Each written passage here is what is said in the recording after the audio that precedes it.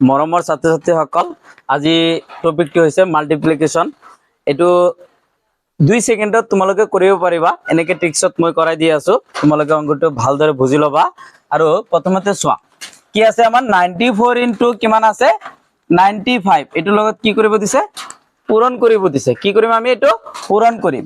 এতিয়া প্ৰথমতে এটা বস্তু লক্ষ্য কৰিবা, মানে 100ৰ আশে-পাশে যদি কিবা নম্বৰ থাকে তেন্তে আমি কি কৰিম, এই 100তকৈ কিমান নম্বৰ কম, এইটো 6 নম্বৰ কম। কিমান নম্বৰ কম, 6।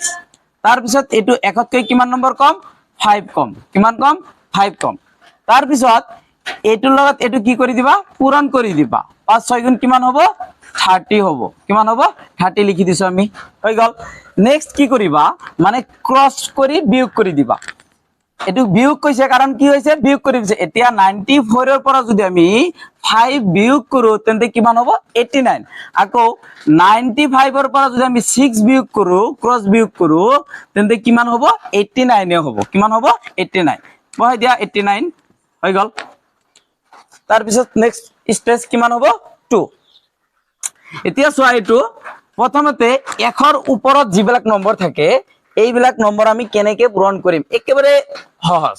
চোৱা, এইটো 100তকৈ কিমান নম্বৰ বেছি আছে, আমাৰ +3, 3 বেছি আছে। কিমান বেছি আছে, 3 বেছি আছে। ঠিক তেনেদৰে এইটো কিমান বেছি আছে, আমাৰ +4, 4 কি আছে, বেছি আছে। তেতিয়া আমি কি কৰিম, আগৰটোৰ নিচিনা এইটো কি কৰিম, 3 4 গুণ কিমান হ'ব, 12 হৈ যাব। আমি 12 লিখিলো, হৈ গল। তাৰ পিছত এই ক্ৰস কৰি যে আগৰটো কম আছিল সেইকাৰণে বিয়োগ কৰি দিছো, এটি কি আছে, যোগ আছে, বেছি আছে, এইটো আমি কি কৰি দিম, যোগ কৰি দিম। 103ৰ লগত যদি আমি 4 যোগ কৰো কিমান হ'ব, 107। আৰু 104ৰ লগত যদি আমি 3 যোগ কৰো কিমান হ'ব, 107 হ'ব, বেলেগ নহয়। এতিয়া 103ৰ লগত আমি 4 যোগ কৰিলে কিমান হ'ব, 107। এইটো হৈছে আমাৰ কাৰেক্ট আনসাৰ। আমি কি, স্টেজ 3।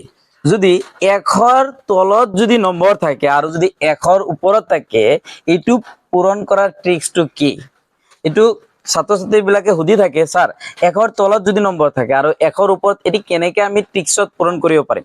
এতিয়া চোৱা, প্ৰথমতে চাবা, তোমালোকে কি চাবা, এইটো 100তকৈ কিমান কম আছে, আমাৰ 3 কম আছে। কিমান কম আছে, 3 কম আছে। ঠিক আছে, 3 লিখিলো, -3। আৰু 100তকৈ এটি কিমান বেছি আছে, 100তকৈ কিমান বেছি আছে, 4 কি আছে, আমাৰ বেছি আছে, সেইকাৰণে +4 লিখিছো। এতিয়া এই যে ডাঙৰটোৰ পৰা যিটো ডাঙৰটো সংখ্যা থাকিব, এই ডাঙৰটোৰ পৰা এইটো কি কৰি দিবা, বিয়োগ কৰি দিবা। কি কৰি দিবা, 104ৰ পৰা যদি আমি 3 বিয়োগ কৰি দিও তেন্তে কিমান হ'ব, 101। কিমান হ'ব, 101। তাৰ পিছত দুটা 0 লগাই দিবা, ইয়াৰ পিছত কি লগাই দিবা, দুটা 0 লগাই দিবা।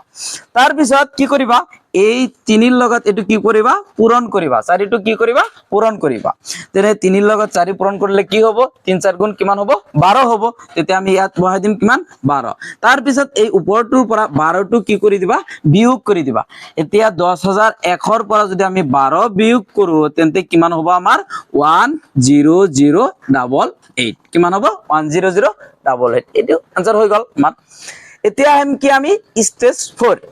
এইটো 2 হাৰি, যিকোনো 2 হাৰি পূৰণ তোমালোকে এইটো নিয়মত কৰিব পাৰিবা, কোনো অসুবিধা নাই, যিকোনো এনি নাম্বাৰ। এতিয়া চোৱা, প্ৰথমতে এই কি কৰিবা, 6ৰ লগত 4টো কি কৰিবা, পূৰণ কৰিবা। 6ৰ লগত যদি আমি 4 পূৰণ কৰো, 4 6 গুণ কিমান হ'ব, 24। 24ৰ কিমান লিখিলো, আমি 4 লিখিলো। হাতত কিমান থাকিল, আমাৰ 2 থাকিল। কিমান থাকিল, 2 থাকিল।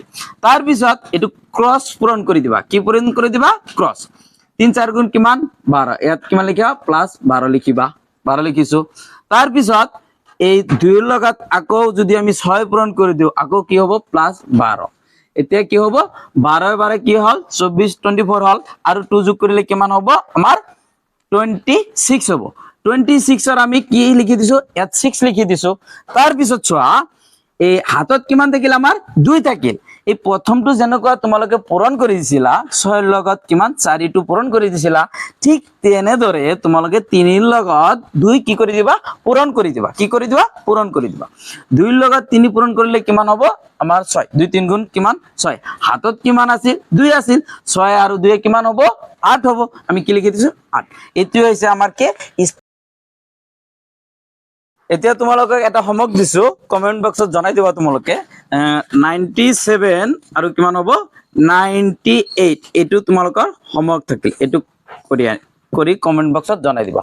এনেকুৱা ধৰণৰ ভিডিঅ' পাবলৈ হলে চেনেলটো সাবস্ক্ৰাইব কৰি ৰাখিবা নেক্সট টাইম ইয়াতকৈ আৰু ভাল ভাল তোমালোকে ভিডিঅ'টো পাই যাবা